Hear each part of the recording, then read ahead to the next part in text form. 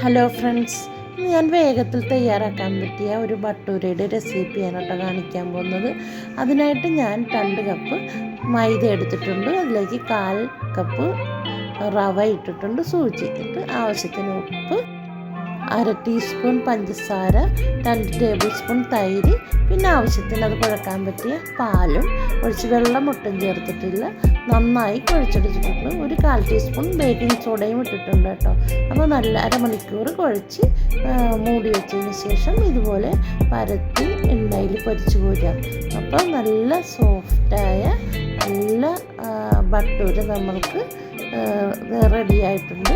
അപ്പോൾ എൻ്റെ ഈ വീഡിയോ കാണുന്നവർ ഒന്ന് സബ്സ്ക്രൈബ് ചെയ്തേക്കണം കേട്ടോ. അതിന് അടുത്തുള്ള ബെൽ ബട്ടൺ അമർത്തിയാൽ ഞാനിടുന്ന ഈ ഓരോ വീഡിയോസും നിങ്ങൾക്ക് കാണാൻ സാധിക്കും. അപ്പോൾ വീഡിയോ ഇഷ്ടമായിട്ടുണ്ടെങ്കിൽ ലൈക്കും കമൻറ്റും സബ്സ്ക്രൈബും ചെയ്യുക. ബൈ.